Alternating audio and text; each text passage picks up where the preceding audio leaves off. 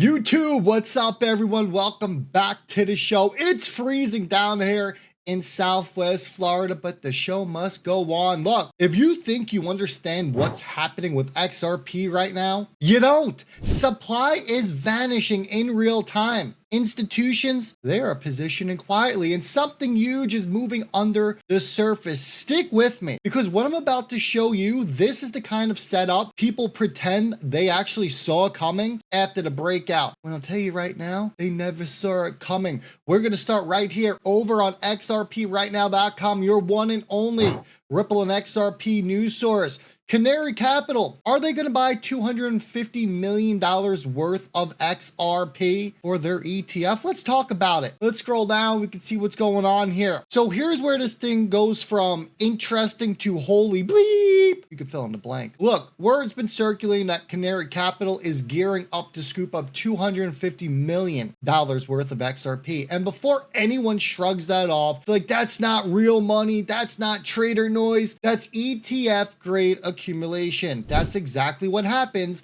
when you have a spot ETF. When an ETF wants exposure, they don't hunt around for scraps on an exchange like the rest of us. They go over the counter first. Everyone knows that. It's public information. That's how they source their XRP. That is why the price does not move at first. Bulk orders, clean fills, no worrying about the price going up and down in the order book. That is how your institutions play the game. But here's the problem, or you might say opportunity, depending on how you look at this, right? Over the counter desk, they're drying up. I'm about to show you the proof in a second. This isn't some sort of theory, right? This is already happening. These ETFs launched in demand, it's punching straight through the over-the-counter channels faster than anyone can refill their actual inventory. And when that well runs dry, what do you think happens next? They don't just shut down the ETF and say, oh, ETF sold out. Of course not. They are legally obligated to source XRP from somewhere else. And that is where they start reading the public order book. You know, the order book that me and you buy our XRP on, that's where they need to go. That's exactly where the next section of this video is gonna pick up. And that is where things start to get spicy. We went over to Grok and we asked Grok how much XRP is actually circulating out there, because a lot of people get the numbers confused. There's a lot of numbers, I get it. There's 100 billion XRP, we see 60 billion in circulating supply, and people think that all 60 billion are actually out there circulating, meaning that they are being sold on the order book. That is not the case. My XRP, your XRP, the XRP that we hold, yes, it is part of the circulating supply, but is it really? Because me and you aren't selling our XRP at $2.20, so it's really not circulating.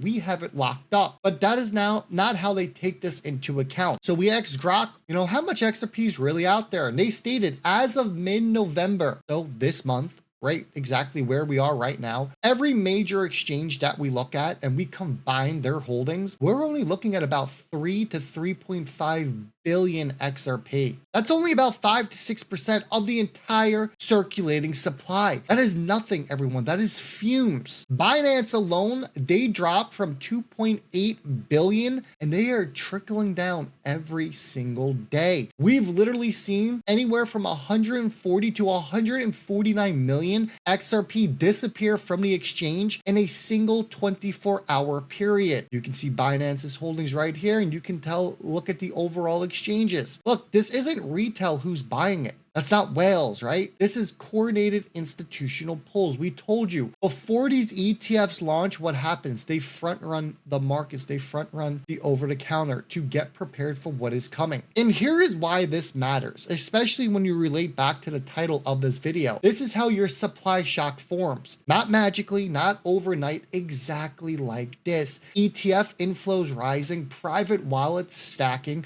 custodians hoarding, and exchanges, they're left with breadcrumbs. You can almost feel the squeeze tightening each and every single week. And with ETFs now eating through over-the-counter supply and setting or starting to actually lean on the exchanges, that is where we see a price reset. That is where we see the explosive movement up in an asset. And speaking of explosive, are you paying attention to the macro winds right now? Because they just shifted in a way that no one is ready for. We're talking about the Fed. Now this part right here, this almost feels like it's scripted, right? The Fed just had an emergency meeting with Wall Street. And when the Fed calls everyone into a room outside of their scheduled calendar, it's not just a meeting. This is a fire drill. Remember fire drills? Back in elementary school, single file, hand on the shoulder of the person in front of you. What are we looking at? It's simple. Rate cuts on the table. End of QT being discussed. Massive liquidity injection, which we're going to get into in a little bit. They're basically telegraphing it at this point. Every one of those points is the exact cocktail that ignited the previous bull markets. Bitcoin thrives in liquidity expansions, and altcoins of real use cases, especially ones tied to compliance and institutional money flows, they don't just move, everyone, they rip. And when money re-enters this system, it doesn't trickle. No. It rushes to assets with legitimacy already baked in, which leads us directly into why XRP is suddenly becoming the adult in the room. And it's pissing a lot of people off. But let's talk about this from Smoke, and we'll pull up some documents so you can see them. Look, people love talking about the tech, TPS numbers, settlement times, consensus models. It's cool. Don't get me wrong. It's cool. But none of that matters if institutions can't trust the infrastructure. And here's the uncomfortable truth. Banks don't adopt technology. Banks actually adopt compliance. And XRP, it has something that most crypto assets, they don't have. And they're probably never going to get. ISO 20022 alignment, it's baked directly into the architecture.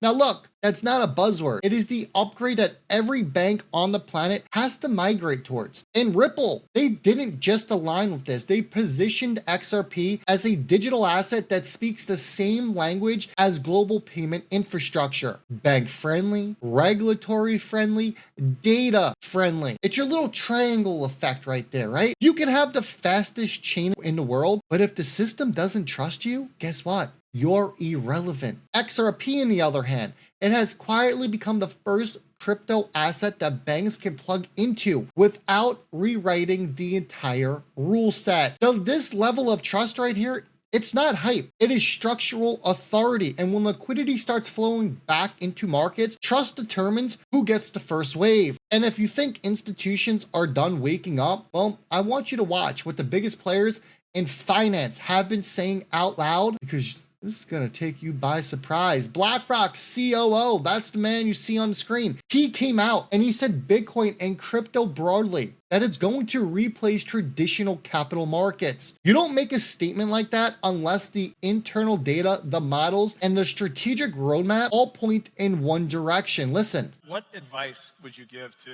sort of the rest of the financial universe that are thinking about getting into this space now? It's a great question. I think from our lens, it's what I'm going to say is going to be very simple. Executing it is extremely hard. So I recognize that. But to us, it's very basic. Yep. You basically have a new set of exposures. The real utility in Unlock is to be able to put them in the whole portfolio. And interestingly enough, I think you could turn the telescope around also and say, ultimately, how do you put these capital markets exposures in digital wallets? And how do you go? So if you think about the bridge strategy of this alternate digital asset universe and bringing it to the capital markets, I think it's naive to assume, and this doesn't have to be in a month, but if you look out over time, it's naive to assume that you don't also have to think through how do you bring the traditional capital markets to this alternative universe. And I think both connection points will define the next decade. I couldn't agree more. And the best example of it, by the way, was the ETFs. So we got all thrown a curveball in the last minute. There were no in-kind creates. And so we were forced to try and figure out how to make old world meet new world, right? And so hopefully in the next version thereof, we're going to have more of a synthesis of those two things. So yeah, you're spot on. Look, that's BlackRock COO telling you that crypto is going to replace capital markets. This isn't a fringe theory anymore. This is the largest asset manager on earth waving a green flag for the tokenized future. And if crypto is replacing the capital markets,